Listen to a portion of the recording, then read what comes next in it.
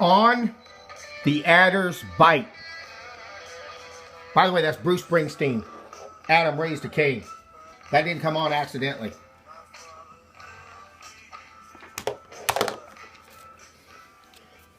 This is page 179 from the Portable Nietzsche. I'm going to start reading. One day Zarathustra had fallen asleep under a fig tree, for it was hot, and he had put his arms over his face, and an adder came and bit him in the neck, so that Zarathustra cried out in pain.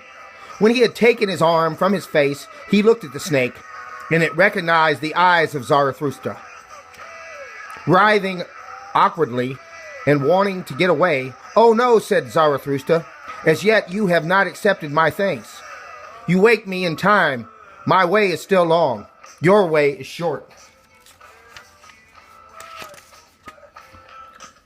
The adder said sadly, "My poison kills." Zarathustra smiled.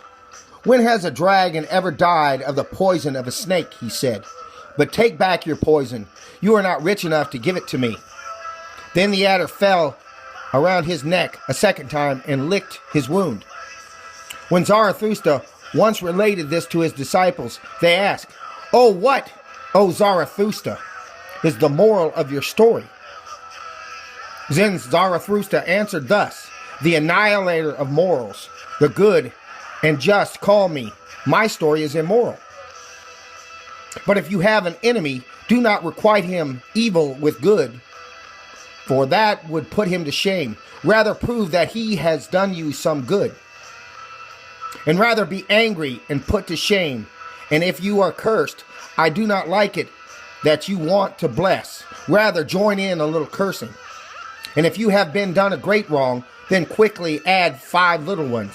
A gruesome sight is a person single-mindedly obsessed by a wrong. Do you already know this? A wrong shared is half right. And he who is able to bear it should take the wrong upon himself. A little revenge is more human than no revenge. And if punishment is not also a right and an honor for the transgressor, then I do not like your punishments either.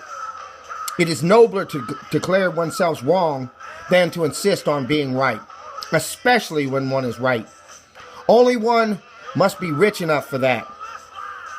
I do not like your cold justice, and out of the eyes of the judges there always looks the executioner and his cold steel. Tell me, where is that justice which is love with open eyes? Let me read that again. Tell me, where is that justice which is love with open eyes? Would that you might invent for me the love that bears not only all punishment, but also all guilt. Would that you might invent for me the justice that acquits everyone except him that judges. Do you still want to hear this too? It's him who would be just through and through, even lies, becomes kindness to others. But how could I tell you of being just through and through? How can I give each his own? Let this be sufficient for me.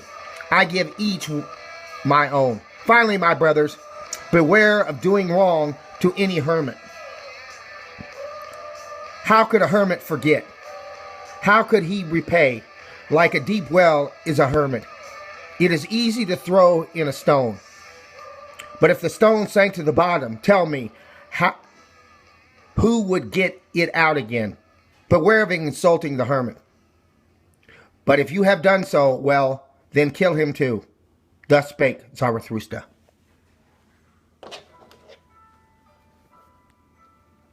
Interesting reading. Interesting. What I'm going to say about this passage is pretty simple. What the man is saying is that we all are slighted. We all get hurt. Don't be a baby about it. Don't cry. Don't moan. Let that person know that you're better for what they did to you. You're not mad at them. You're not hurt. They did you a favor. And if you can't prove and let them think that they did you a favor, then don't do anything. Don't take revenge. Revenge is for the weak. I think he's saying maybe take a little bit of revenge. Let me take that back. That's what he's saying. But anyway, Mr. Nietzsche is a very, very dangerous writer to this day. He still upsets people. He's still controversial. And when he was my age, I think he was almost dead. He was in a coma. And I'm fine.